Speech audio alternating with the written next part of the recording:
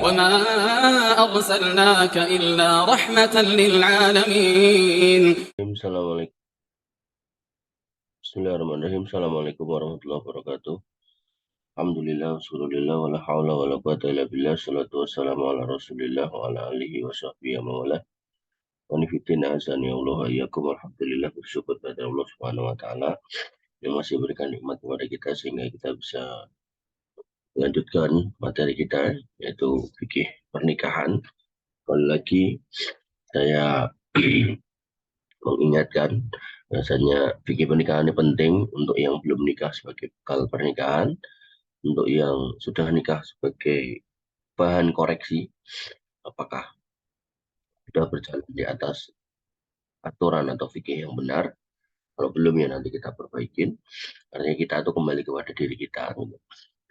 Kemudian kalau yang pernah menikah dan sekarang sudah menjadi sendiri lagi, apakah karena ditinggal mati ataukah berpisah, maka ini menjadi ilmu yang penting untuk kita juga. Maksudnya apabila nanti Allah izinkan kita menikah lagi, maka ya ilmu ini yang kita pakai untuk merajut lagi ikatan pernikahan itu dengan baik, sehingga berharap atau harapannya bisa bertahan sampai kemudian Allah mewafatkan kita. Wallahu alam. Kita sampai di materi selanjutnya tentang mahram. Kemarin sudah mahram mu'abbad. Jadi mahram itu ada dua, mu'abbad sama mu'aqqad. Mu'abbad itu mahram yang selama-lamanya, artinya orang mahram yang nggak bisa berubah. Termasuk di dalamnya adalah mahram karena nasab. Kita dengan kakak kita dengan ibu kita dengan nenek kita dengan bibi dari adik atau kakak ibu atau bapak kita, gitu. Itu mahram mu'abbad yang kemahramannya kekal. Artinya kita nggak boleh menikahi mereka selama-lamanya. Adapun mahram mu'aqqad itu adalah mahram karena ya ada kondisi tertentu, di mana ketika kondisi itu sudah nggak terikat atau nggak terjadi, mereka sudah bukan lagi mahram untuk kita.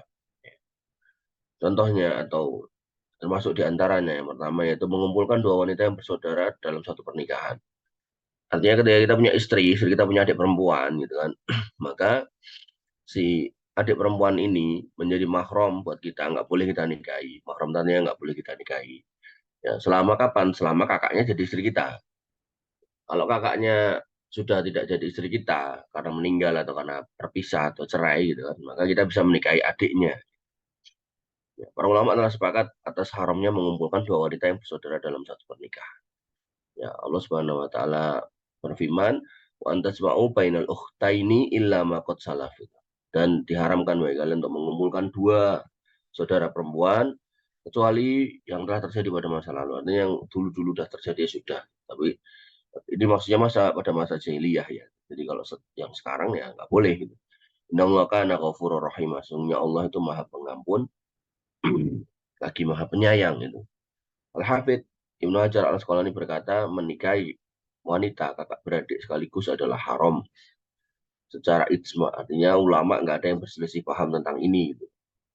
Jadi kalau ada ulama yang aneh, ngaku ulama tapi aneh, gitu. Dalam hal ini kok berbeda, maka ini ulama aneh. Baik keduanya sekandung, ya artinya ini bapak ibunya sama, atau sebapak, gitu kan kan ada kadang tuh ada kan eh, saudaranya saudara sebapak bukan sekandung. Jadi ada seorang duda punya anak dikait janda, kemudian dari janda itu dia kemudian punya anak lagi gitu kan. Nah, otomatis kan ini saudara sebapak ini juga nggak boleh, atau saudara seibu. Sama saja yang senasab atau sesusu. Sesusu ini kemarin udah kita bahas ya, pernah disusuin orang yang sama, ini nggak boleh. Nah, jika istrinya telah meninggal atau ditalak, maka dibolehkan untuk menikahi saudara perempuan tersebut. Jadi syaratnya adalah kakaknya ya, harus meninggal dulu atau kemudian dicerai dulu dari suaminya. Dan ketika dikatakan adiknya menjadi mahram selama kakaknya kita nikahi, bukan berarti terus adiknya boleh buka aurat di depan kita, tetap nggak boleh gitu. Ya. Oh saya kan mahram buat suami kakak saya gitu kan. Maksudnya gimana? Ya, itu kan saya kan nggak boleh dinilai sama kakak ipar saya. Ya, terus kamu nggak pakai jilbab sama di depan dia gitu. Itu nggak boleh ya. Jadi tetap berjilbab gitu.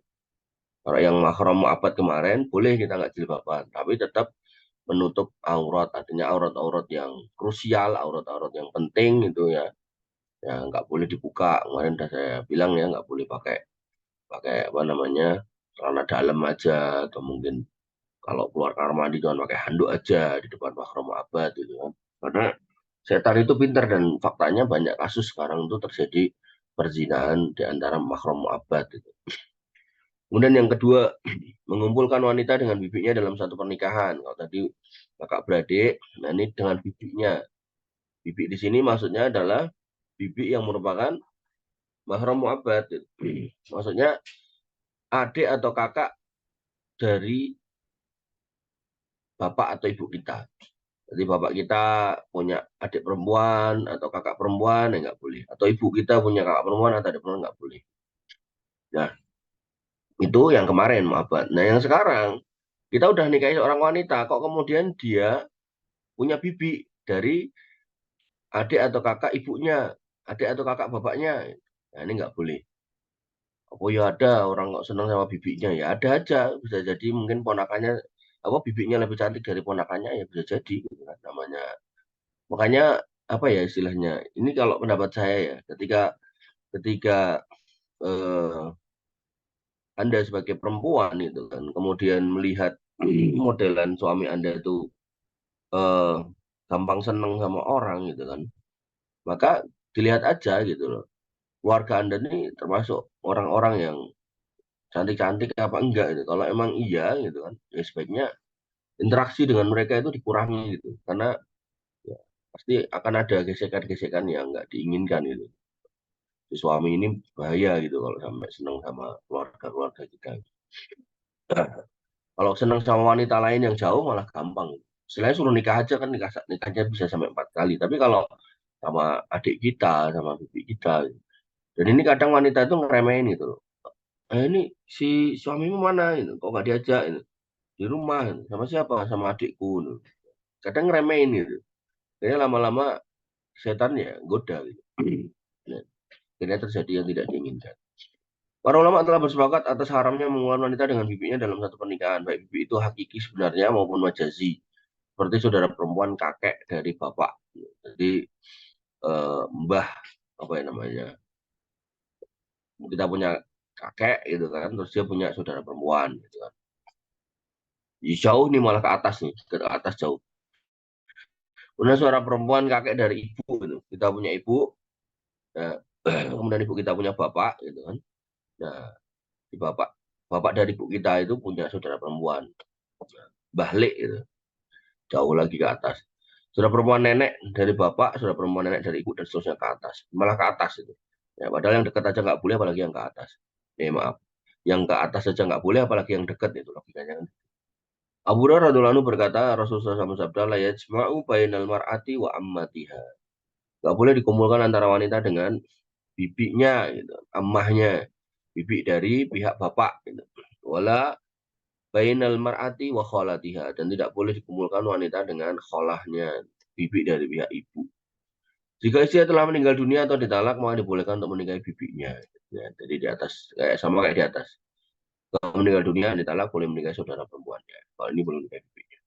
Kemudian yang ketiga, mengumpulkan lebih dari 4 wanita dalam satu masa yang sama. Jadi tadi, oh ternyata dia tertariknya bukan sama saudara kita, tapi sama wanita lain gitu kan. Ya udah suruh nikah gitu kan, nikah 2, 3, 4 maksimal. Kok kemudian masih tertarik lagi sama yang lain lagi gitu kan. Nah, maka itu nggak boleh, maksimal cuma 4. Bagi seorang yang telah memiliki 4 orang istri, maka diharamkan menikah lagi sampai ke 5.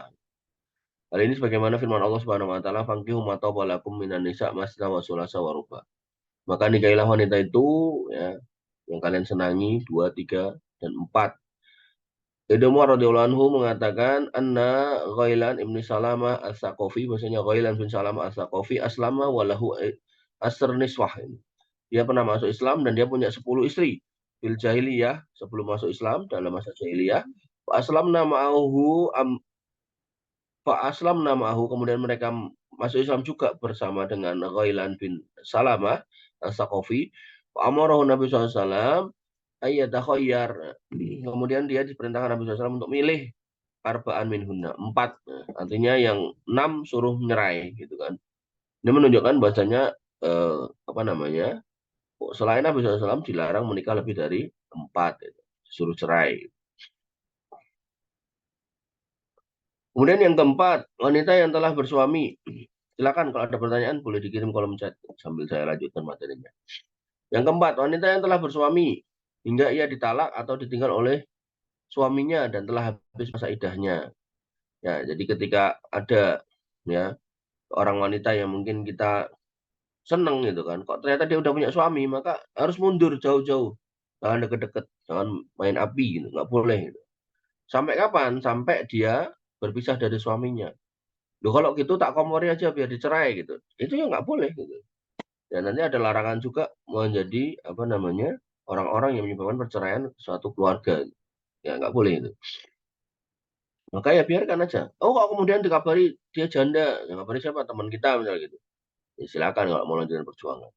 Tapi ingat, itu kan telah habis masa idah. Masa idah itu adalah masa setelah dia cerai 3 bulan atau 3 kali suci kalau dia masih apa namanya masih produktif.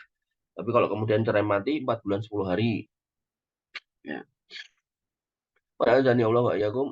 Allah Subhanahu wa taala berfirman wal muhsanat dan nisa'i illa ma malakat aimanukum. Dan cara bagi kalian ya al muhsanat itu yaitu wanita-wanita yang bersuami illa ma malakat aimanukum kecuali budak-budak yang kalian miliki. Jadi wanita bersuami milik orang lain nggak boleh diganggu ya. Ya dia mantan saya, gitu. Itulah setan gitu ya. Sudah pacarannya salah gitu kan, kemudian dibisikin terus untuk ganggu rumah tangga orang, ya itu nggak boleh. Yang kelima, wanita dalam masa idah hingga ya selesai masa idahnya. Wah, saking sudah nungguin, dapat kabar dia udah cerai gitu kan. Akhirnya langsung mau dinikahin di masa idah. Wah, nggak boleh. Yang wanitanya juga gampangan itu kan. Wah, iya aku ya wis ra tahan misalnya gitu. Ya ini nggak boleh ya. Jadi tetap harus nunggu masa idahnya selesai. Masa idah itu fungsinya apa? Agar kemudian memastikan bahwasanya wanita ini rahimnya kosong. Kan sekarang bisa di USG gitu. Iya bisa di USG, pas di USG mungkin nggak kelihatan gitu kan, karena mungkin janinnya masih kecil banget gitu kan. Nah, tapi begitu kemudian ditunggu 3 kali masa suci atau 4 bulan 10 hari kalau ditinggal mati, ya maka ternyata pada bulan yang kedua baru kelihatan. Nah, hal-hal kayak gini diantisipasi oleh Allah Subhanahu wa taala dengan adanya kaidah masa iddah. Jadi kita harus apa namanya tetap menjalankan syariat ini walaupun ada USG, walaupun ada macam-macam metode untuk ngecek. Allah Subhanahu wa taala berfirman, "Wala ta'zimu uqdatan nikah hatta yablughal kitabu ajalu." Dan janganlah kalian bertekad untuk melakukan akad nikah sebelum wanita itu habis masa iddah. Jadi yang melarang itu langsung Allah ya, bukan bukan dari hadis tapi dari Allah Subhanahu wa taala langsung firman Allah dalam Al-Qur'an gitu. Sehingga kalau kalau sampai ada yang melanggar itu benar-benar nekat gitu. Yang kedelapan, wanita dalam keadaan ihram, pakai pakaian ihram, ya, baik haji maupun umrah, hingga ia bertahalul. Tahalul itu berarti menyelesaikan ritualnya, gitu kan. Diriwayatkan dari Utsman bin Affan yang berkata Rasulullah SAW bersabda, la yang kihul muhrim, seorang yang berikhram. Muhrim itu berikhram ya. Kalau mahram itu orang yang haram dinikahi. Gak boleh nikah. Wala yungkahu dan tidak boleh dinikahi. Ya, wala yakhtubu dan tidak boleh melamar. Ya. Jadi nggak boleh melakukan 3 hal ini gitu kan ketika pakai pakaian ihram. Selesaikan dulu ritualnya baru setelahnya silakan. Yang ketujuh, usia yang telah ditalak 3 hingga dinikahi orang lain dan telah diceraikan oleh suami yang baru tersebut. Ini kemarin sudah kita bahas. Yaitu bahwasanya ketika seorang wanita sudah ditalak sampai 3 oleh seorang laki-laki atau suaminya, maka berarti dia bercerai selamanya. Ketika bercerai selamanya, maka dia nggak bisa kembali ke suaminya yang mentalak 3 kecuali dia sudah nikah lagi dengan orang lain dan dari orang lain itu dia dicerai. Dan ini bukan skenario gitu loh. Kalau skenario itu nanti kena yang kemarin bahwasanya Allah melaknat al-muhallil wal muhallallah, orang yang melakukan skenario itu dan orang yang nyuruhnya. Allah Subhanahu wa taala berfirman, "Fa in talaqaha fala tahillu lahu min ba'du hatta tankihu zaujan ghairaha." Dan apabila kamu telah mentalaknya, maka tidak halal buatmu untuk menikahinya lagi sampai dia menikah dengan suami yang lain. Wa in talaqaha fala junaha 'alaihima ayyataraja'a. Kalau kok ditalak lagi dia kemudian nggak ada halangan dia untuk kembali gitu kan. Indonna ayyukima hududallah sekiranya mereka itu merasa bisa mendekatkan batasan-batasan Allah. Gitu. Maksudnya ya kalau dia merasa kalau nanti nikah lagi mengulangi pernikahannya setelah dicerai ini yang kedua ini Nah, maka silakan. Wa tilka hududullah yubayyinuha liqaumin ya'lamun. Itu adalah batasan Allah yang dijelaskan kepada kaum yang mengetahui. Kemudian yang kedelapan, wanita musyrik hingga ia masuk Islam. Nah, jadi seorang muslim nggak boleh menikahi wanita musyrik sampai dia masuk Islam. Allah Subhanahu wa taala berfirman, silakan kalau ada pertanyaan dikirimkan ke kolom chat sambil saya melanjutkan. Wala tangkihul musyrikat hatta yu'mina. Jangan kamu nikahi orang-orang musyrik perempuan sampai mereka beriman. Ya, kalau kita kontekan ke agama, ya kan? Kalau musyrik ini kan bisa bermakna agamanya bukan Islam, bisa bermakna agamanya Islam tapi melakukan kesyirikan, gitu kan? Nah, contoh misal kalau agama ya, misal orang Islam mau nikahin orang Hindu, ya nggak boleh sampai dia menjadi Muslim, atau orang Buddha sampai dia menjadi Muslim, atau orang Kejawen sampai dia jadi Muslim, meninggalkan ritual-ritual kemusyrikannya, atau orang Sunda Wiwitan sampai dia jadi Muslim, atau orang-orang suku mana tuh, suku Tengger sampai dia menjadi Muslim, meninggalkan kemusyrikannya, hatta yu'minna sampai dia kemudian beriman kepada Allah Subhanahu wa taala. Wala amatun mu'minatun khairum minal musyrikati walau a'jabatkum. Dan ya, budak perempuan yang beriman itu lebih baik daripada orang musyrik, walaupun orang musyrik itu menarik hati kita, kita sampai terkagum-kagum karena cantiknya. Itu kata Allah Subhanahu wa taala, lebih baik kamu nikah sama budak yang hitam, gitu kan, perempuan, daripada kamu nikah dengan wanita yang putih cantik tapi musyrik, tapi tukang sihir, tapi tukang dukun, ya tinggalin gitu. Karena itu mengancam akidah. Kemudian Ibnu Qudamah rahimahullah berkata, sungguh seluruh orang kafir selain ahli kitab, ya seperti orang yang menyembah apa yang mereka anggap baik berupa patung, pohon, batu, binatang, maka tidak ada perselisihan di antara ulama dalam hal haramnya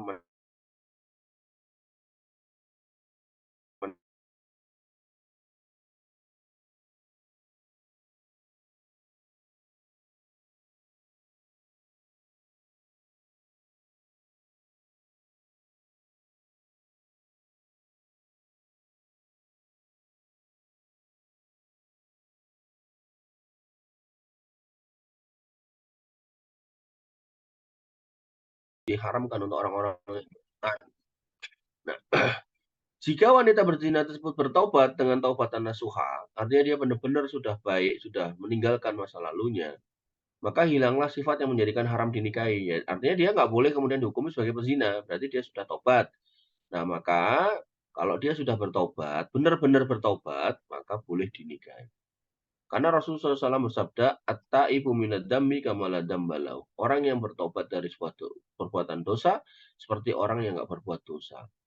Nah, kekeliruannya adalah sekarang itu bukannya kemudian seorang laki-laki menikahi wanita yang berzina yang bertobat, itu bukan. Yang saya lihat di beberapa daerah kayak di Jakarta itu justru yang nganterin mereka untuk praktek berzina itu ya keluarga-keluarga mereka sendiri. Kadang adiknya, kadang ya kakaknya, kadang ya suaminya. Bahkan mungkin waktu dinikahi sebenarnya dia bukan pezina, tapi karena katanya karena motif ekonomi, kepepet dan seterusnya, padahal ya nggak gitu juga. Mereka kemudian ya memilih jalan itu dan diantarkan oleh pasangannya. Naudzubillah. Artinya seorang wanita kalau kemudian punya suami atau punya pasangan kok nyuruh berbuat dosa untuk mencari nafkah, mendingan cerai aja. Dan disyaratkan bagi wanita tersebut untuk mengosongkan rahimnya dengan satu kali haid. Ya, jadi orang yang mantan pezina yang bertobat dan mau menikah gitu, maka sebaiknya ya tunggu haid dulu gitu kan. Ya, kalau udah suci baru kemudian nikah untuk memastikan rahimnya kosong. Hal ini berdasarkan keumuman hadis yang diriwayatkan oleh Abu Sa'id Al-Khudri, bahwasanya Rasulullah bersabda tentang tawanan wanita. Jadi ketika menang, itu wanita-wanita kan ditawan tuh. Nah, sebelum dinikahi, maka Nabi SAW bersabda, La tuto'u hamilun hatta taddo'a. Jangan kamu nikahi wanita tawanan yang hamil sampai mereka melahirkan. Ya, biar kosong rahimnya. Wala ghairu hamilin hatta tahidu haidan. Dan jangan kamu nikahin tawanan yang nggak hamil sampai dia haid satu kali haid. Wanibidina azani Allah wa iyyakum. Kita cukupkan aja sampai di sini. Insya Allah kita besok bahas tentang catatan-catatannya karena tadi saya baca catatannya itu banyak banget. Gitu. Maka insya Allah ini kita bahas besok aja. Kita cukupkan sampai pembahasan bab makrom aja. Demikian yang bisa kita sampaikan dan kita diskusikan. Kurang lebih mohon maaf. Assalamualaikum warahmatullahi wabarakatuh. Assalamualaikum warahmatullahi wabarakatuh.